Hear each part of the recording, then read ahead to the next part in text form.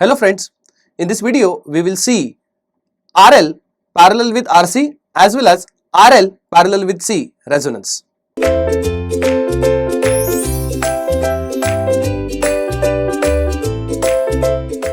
Let us begin with RL parallel with C circuit. So now we should see a resonance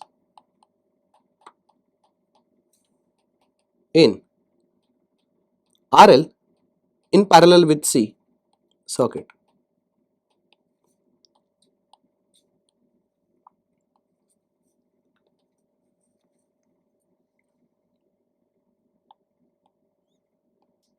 As the topic given, it is actually a coil connected in parallel with capacitor.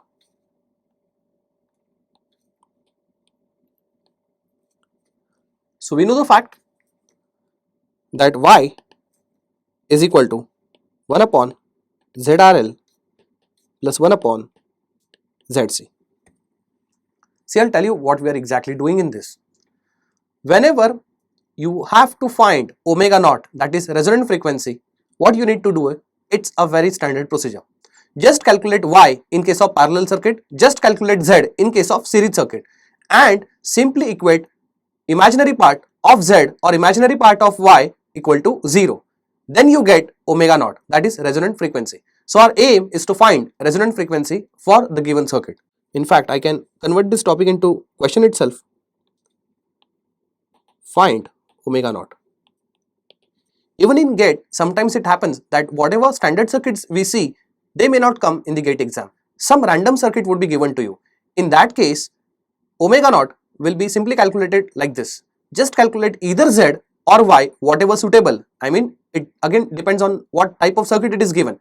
If it is a series circuit, calculate Z. If it is a parallel circuit, calculate Y. Then, irrespective whether it is series or parallel, just equate imaginary part equal to 0 and that gives you omega naught. And how to deal with this, this is what I am going to explain now. So in this case, can I just write Y is equal to 1 upon R plus JXL plus 1 upon minus JXC?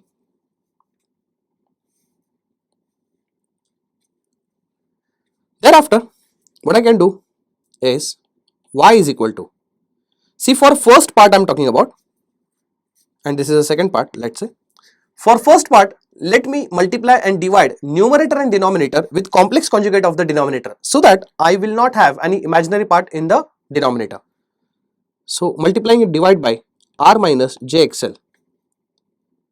Therefore, in the denominator, you know the fact A plus JB into A minus JB is A square plus B square. Actually, it has come from the original formula A plus B into A minus B. A plus B into A minus B is what? A square minus B square. Like that, A plus JB into A minus JB is A square plus B square. So, R minus JXL divided by, it becomes simply R square plus XL square. I can take second part J in the numerator itself. So, it becomes simply 1 upon XC. I'll just rearrange this. That is, I'll just separate real part and imaginary part. So what really happens is, it becomes R upon R square plus XL square as real part minus J. It is just XL upon R square plus XL square plus XC. So what I'll do is, I'll multiply and divide by first part I'm talking about R minus JXL to numerator and denominator, so as to make denominator imaginary term free. So it becomes R minus JXL divided by R plus JXL into R minus JXL becomes R square plus XL square. And from where it has come? Of course, A plus B into A minus B is A square minus B square. Similarly, if it is A plus JB into A minus JB, it is A square minus JB square. But since J square is minus 1, it becomes A square plus B square. Therefore, we have like this denominator minus J. If I take into numerator, then it becomes plus J. That's what I'm talking about second term now. So I can write j upon xc.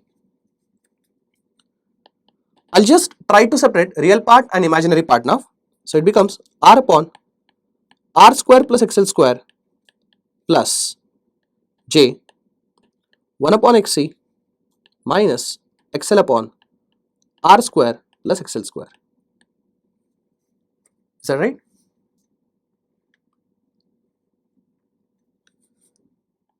So we know the fact at omega equal to omega naught, that is at resonance, your imaginary part of y becomes simply equal to 0. So just concentrate on the imaginary part. This is imaginary part. See, this is what we are now going to equate it to 0.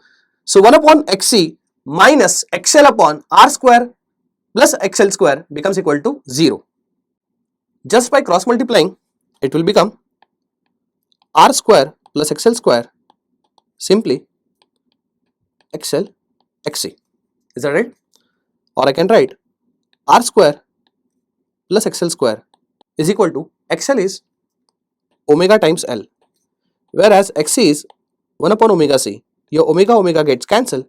What we have is r square plus xl square, it's simply L by c.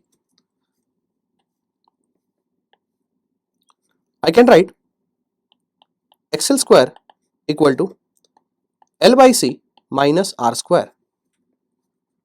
I can write xl square as omega naught square L square, which is equal to L by c minus r square.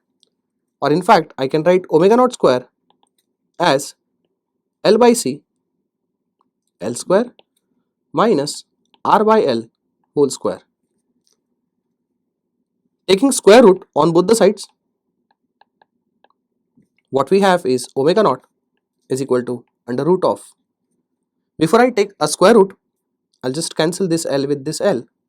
So it becomes 1 upon root LC. It becomes 1 upon LC minus r by L whole square. So this is the final formula for calculating omega naught. That is what we called as resonant frequency.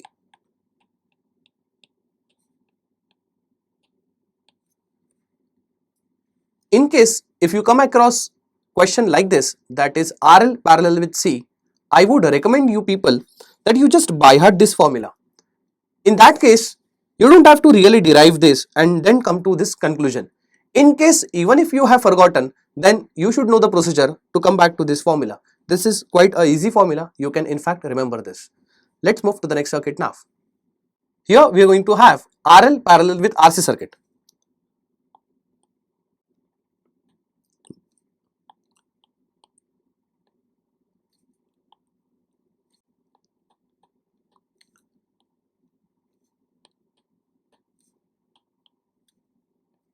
Now these two resistors given may not be same.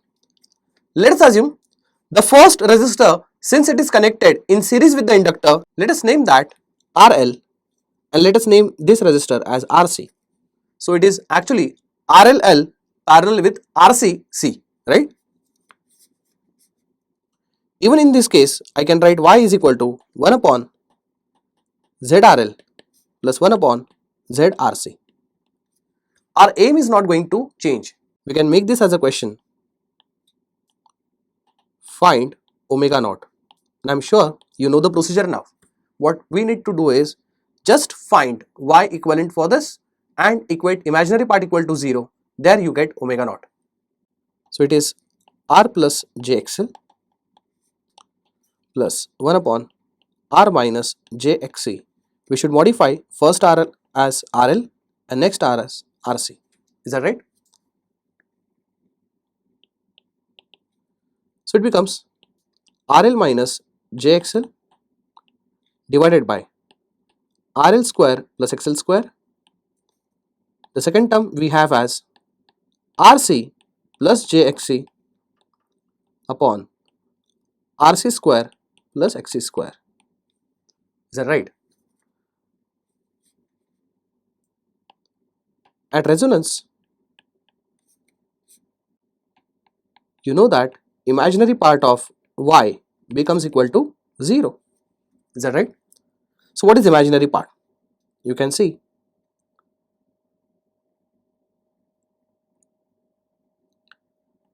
minus jxl upon RL square plus XL square. This is imaginary part from part 1. From part 2, you can have imaginary part like this plus jxc upon RC square plus XC square. This imaginary part is in fact equal to 0. It means now if I don't mention j, I can just cancel it out. And again, this is what we have to equate it to 0. XL upon RL square plus XL square becomes equal to XC upon RC square plus XC square. Is that right? If you solve this further, because derivation part is not that important, you'll get final omega naught as 1 upon root LC under root of RL square minus L by C divided by RC square minus L by C, where omega naught is of course a resonant frequency now, where RL is a resistor which is connected in series with inductor, where RC is a resistor connected in series with the capacitor. It sometimes happens that if RL becomes equal to RC, that is resistor connected in inductor, that is resistor connected in series with inductor becomes equal to resistor connected in series with capacitor, simply equal to R, then omega naught, as you can see, you can actually solve this orally. When RL and RC are equal, you just check this equation 1.